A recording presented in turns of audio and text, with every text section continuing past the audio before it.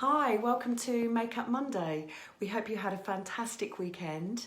Thank you to those of you who joined in Sharing Saturday. We asked for your favourite makeup products at the moment, and lots of you let us know about skincare, lip colours, mascaras, lots of things. So thank you so much for participating in that.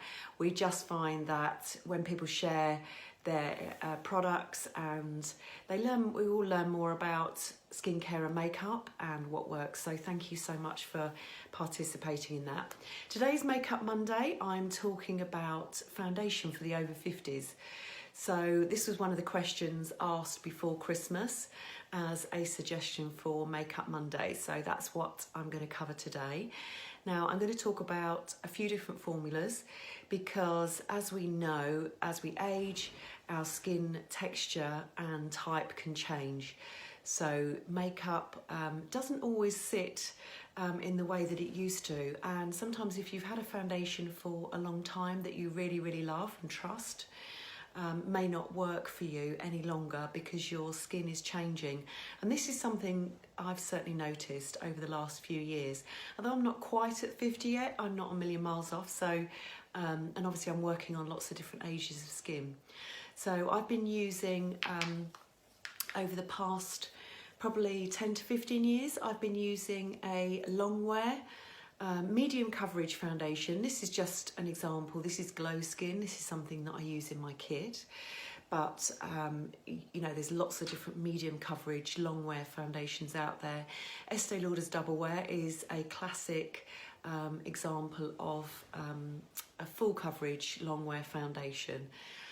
So you might be used to something like that, and I certainly have been, and I love the fact that it covers and stays on really well and I don't have to reapply throughout the day. So I love this kind of product. This is like a satin formula, so it's not matte, but it's not too glowy, shiny either, which I love.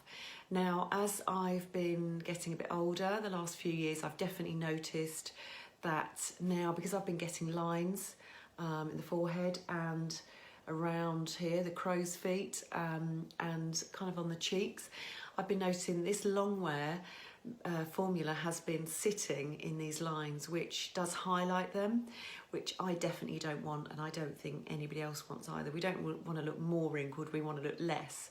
So I've had to adapt this, and one way of doing this is that I actually don't apply as much formula in these areas. So I sort of blend around these, so I'm not actually applying too much product, so less of the product in this area to avoid that settling in the lines.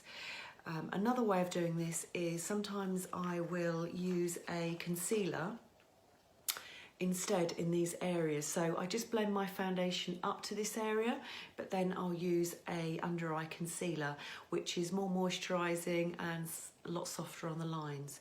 At the moment, I'm liking, this is Fab, First Aid Beauty's Bendy Avocado Concealer. I think it's to do with the applicator, but funny name. I found this on Look Fantastic because they're a great skincare brand, and I really like it for using to cover dark circles in this under eye area. So avoid the foundation in this area and use the hydrating concealer instead, and you could also use that in any other area where you've got the lines, and it will just look a lot softer. Another option is to change your foundation. So if you're finding the long wear, medium to full coverage foundations don't look great on your skin anymore, but you want something to cover the entire face, I would go for something like a much more lighter, more luminous, more hydrating foundation. And these will look a lot softer on the lines and won't highlight them, which is what we're aiming for.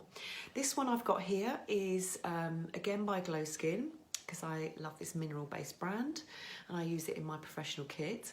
It's a luminous liquid foundation, so it's much, much lighter and it's a lot softer. Now, the only downside to this is it doesn't provide quite as much coverage as my other medium coverage foundation does. So at this time of year, particularly in the winter when I like a fair amount of coverage, it doesn't give me quite as much coverage as I would like. And also it doesn't stay on as long as I would like it to. So it doesn't stay on as long as some of the long wear formulas. Now, one way to get around this is to invest in a primer. A makeup primer is applied after your moisturiser and before your foundation. So you do your cleanse, your moisturise, and then put your makeup primer on, and then the foundation over the top. So this will make the foundation apply better and also stay on a lot longer. So that's one way where you can adapt to a luminous foundation and still get the longevity that you want. A lot of formulas you can build up, so you can get more coverage if you build them up. And also, if you want a bit more coverage in certain areas, you could also use a concealer. So it could be the one I mentioned earlier, which will give a little bit more coverage, or one that you found that you particularly like, and just shows that in the areas that where you have blemishes and you just need a bit more coverage. Another option is a BB cream or CC cream. These are very much like tinted moisturisers, so they're much lighter and they're much more forgiving on lines and wrinkles, so they're really popular for this purpose. The only downside again is that they don't offer quite the coverage that you get with a foundation. So if you find you need in your skin tone a bit more coverage, you might not like these products quite as much because they're never going to give you a medium to full coverage. It's only going to be like a sheer coverage, but it's another option. Now I want to show you a fantastic alternative that I've discovered sort of fairly recently, and this is L'Oreal True Match foundation. So I found this is great for, it's kind of a light to medium coverage. I don't know that you'd get full coverage from it, but it gives a nice coverage. It's a nice kind of satin finish, not too glowy, not too matte either. And it does last for a reasonable amount of time. So I think even if you're in your 50s, 60s, 70s, I think this would be a really good high street foundation to try. It's not too expensive.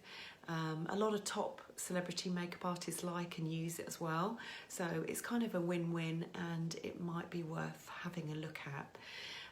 Ideally get a tester before you try that out. So there's my top tips for foundation for the over 50s. I hope you've enjoyed it, and thank you for watching.